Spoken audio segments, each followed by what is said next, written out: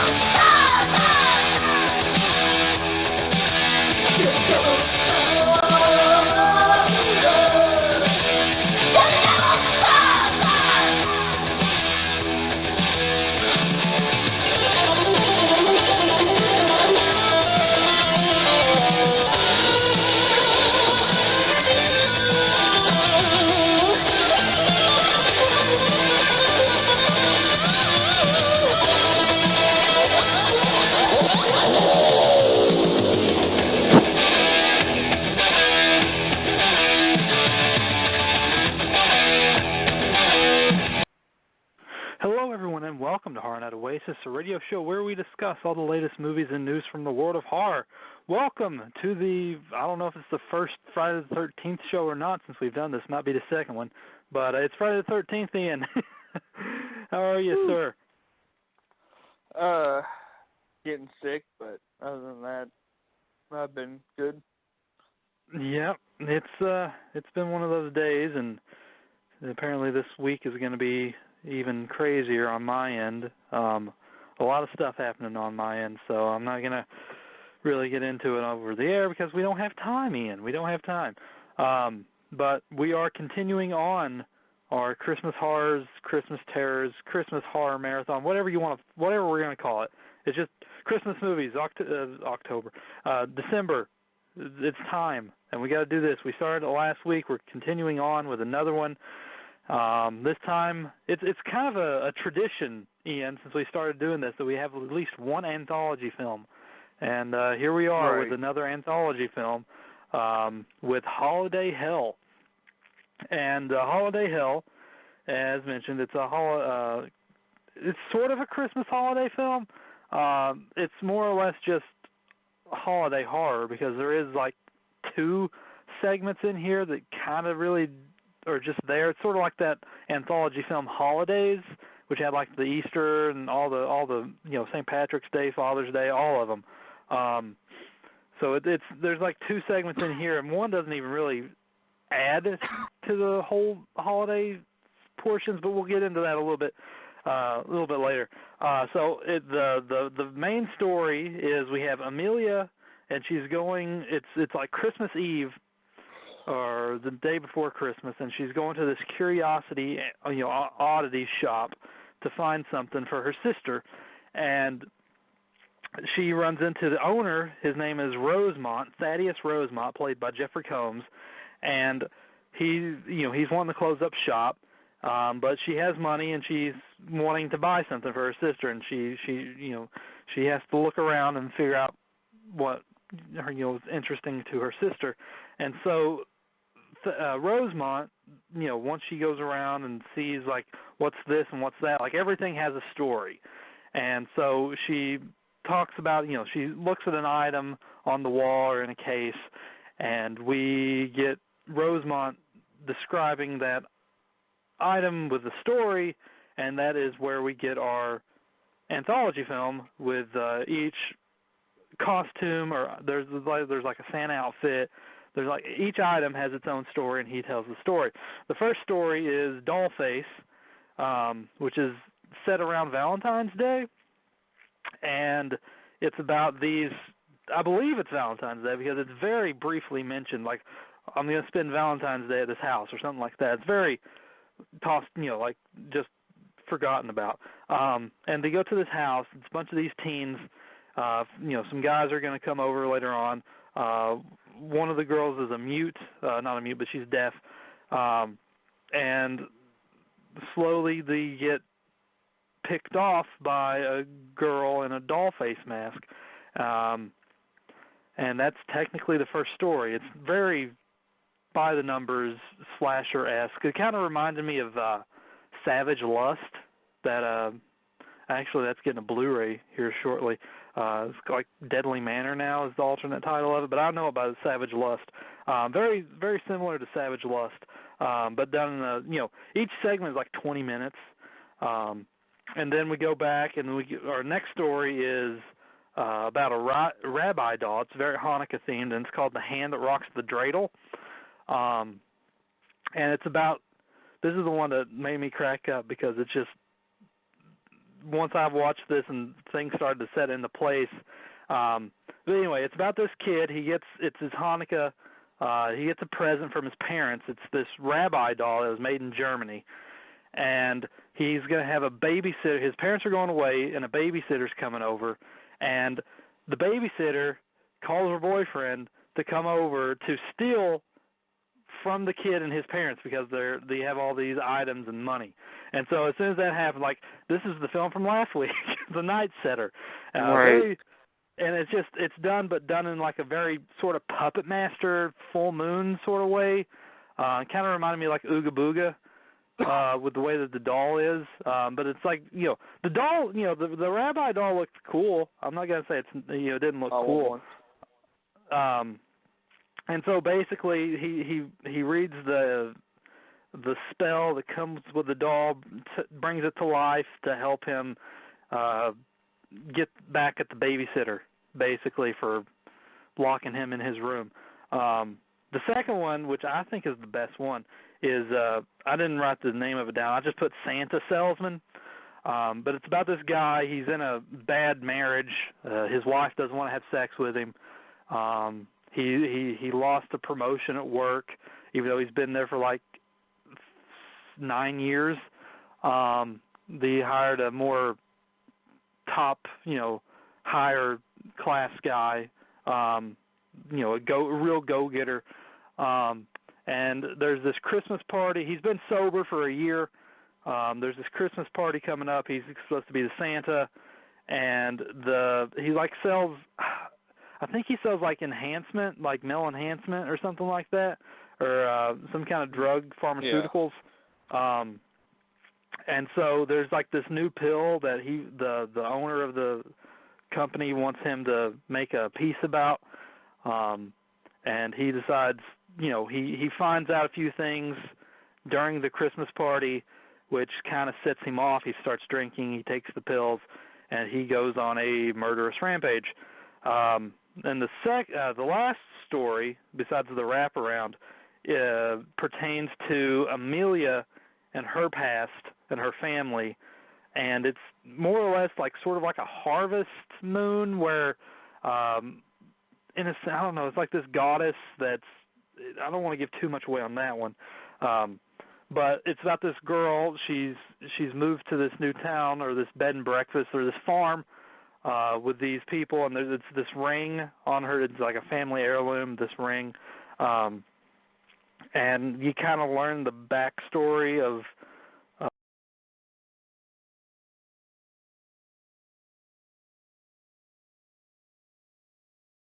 town. People are strange. The mother and father haven't been able to conceive, and again, the people are strange. A lot of things are going crazy, and the truth slowly comes to light with the new girl and what happens. And then we have the wraparound story. Now, overall, the film is okay. It's not the greatest anthology film ever. But it's serviceable. Yeah. It's not something I really hated, like last year with All the Creatures Were Stirring, where I just like that. That one wasn't all that good, even though it had good ideas, but just it didn't fully realize the potential of them. Right. This one, it felt like safe. I mean, I say that a lot, but this one just felt like they didn't really try anything different. We have a slasher, we got a killer doll, we got a crazy Santa on a murder spree, and then we have sort of a cult in the fourth one. and it just like it was okay. I mean, it wasn't. It had some decent moments. I mean, like I said, I like the doll and I like the rabbi doll. The Santa segment was probably the best segment because it was basically what you would want with a guy sort of getting revenge on things, and it was rather gory in a few parts. It could have been a little gorier because there is like some beheadings and some other gory stuff. There's like the one guy lost his hand or fingers, so there is some gore. It could have been a little gory, but again, limited budget. You do what you have. But they didn't really. They could have done that more with like the rabbi doll instead of just what happened with that one. I don't know. I wanted like more Puppet Master, I guess. I wanted a more Full Moon-esque type film with that little short. And Dollface, it was basic slasher, and then again, just like nothing really like pushed anything. Just like it was okay.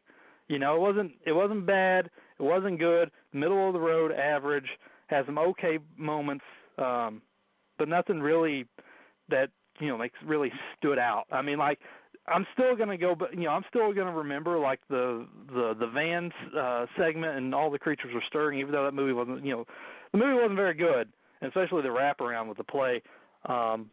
It's like that one's more memorable because it was like so weird, and then like some of the stories are just like could have been what could have been the aliens, like you said when you were bringing it up, like you remember the aliens, and then that made me remember the Rudolph segment with the killer reindeer, and it's like they had some okay segments that just didn't fully realize the potential. And this one is just like basic middle of the road type stuff where it's like we're just gonna do a slasher movie, we're gonna do a killer puppet movie, crazy Santa, and then just a random cult thing that kind of ties into the wraparound.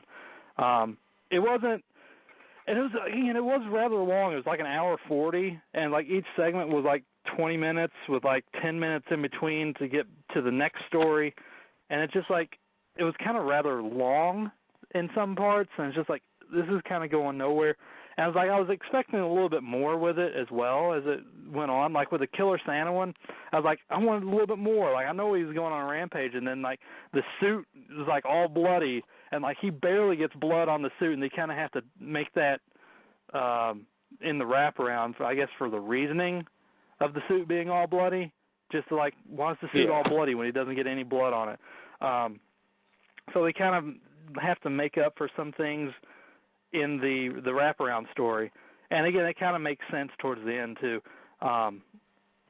with everything that goes down with Amelia and Rosemont, and the reasoning for everything.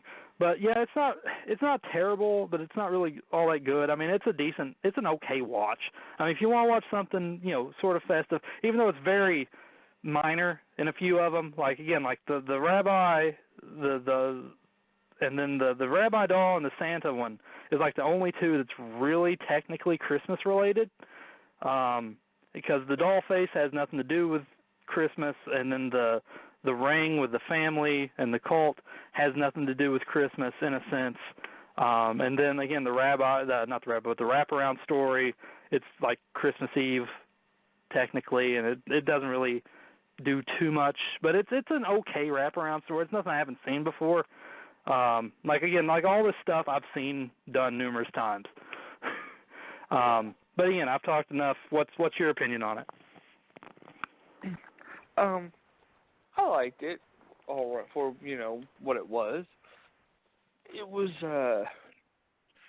I kind of saw where it was heading, but I didn't exactly think I was going to get that kind of an ending. But I was pleasantly surprised, personally, with the little twist at the end. I kind of figured something was up, though, and I was like,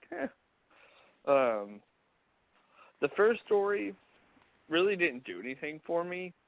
It just because it was kind of like a basic Christmas party slasher movie. And I was just like, meh. I did like the doll, but that's just because I like doll horror movies, so I absolutely love Puppet Master, so that it was right up my alley. Yeah, but you got to take a little bit of points off because of it was the exact same plot as last week's movie. Oh, no, definitely. I just, like, kind of rolled my eyes. I was like, oh, this is what you meant when you sent me that message saying I'd get a kick out of it. I just thought it was pretty funny that we had the same premise as last week. I did enjoy the Santa guy mostly because of the wisecracking and the, just like going completely insane. But I did really enjoy the like going through the oddity shop and just like him telling all the the stories behind everything before she buys it, and I kind of liked that. I was like, oh, that's a nice little concept. Yeah, it kind of like reminded me of like Friday the 13th, the series or something like that. Yeah. And I thought it was, I was like, it makes sense. It's more cohesive for when it comes, because I've seen a couple of anthology films that don't really make sense. And I just had a bad, like, what was that one that we watched where it was like the person going through and watching all these videos. I didn't like fear that footage. Yeah. Fear footage? Yeah, and it kind of was weird at the end. Yeah, but I think at least it felt like they set out to try to do something, and they succeeded. I just wish it had a little bit more gore. I was like, we saw some people getting impaled, but we can't watch a person fall down the stairs. I was like, come on now. I just, like, every once in a while you saw a foot and a hand and maybe a head, but you didn't really see them fall down the stairs. But I guess that's, budget constraints. You leave it to the imagination. I kind of got the idea of her falling. I just like watching people snap their necks. It's like every once in a while I just want to see a good neck snap when they fall down the stairs. But no, just I thought it was pretty all right. There just could have been a little bit more and a little bit less in some spots, but I didn't hate myself for watching it. Like, all the creatures stirring. It's just like laughably bad. Yeah, it's definitely a step up. I think this is like one of the better anthology films we reviewed, because I don't remember the one from like when we first started, but I know we had one that year. But I know All the Creatures Were Stirring was last year. But. Right. So yeah, it's definitely a step up, and it's not the worst thing we've reviewed. It's not like Krampus Unleashed or anything, but was it Krampus Origins or whatever the one we watched last year was like Lord of the Rings Krampus. That was probably the worst thing we've ever talked about. No, there's been worse, but that's one of them.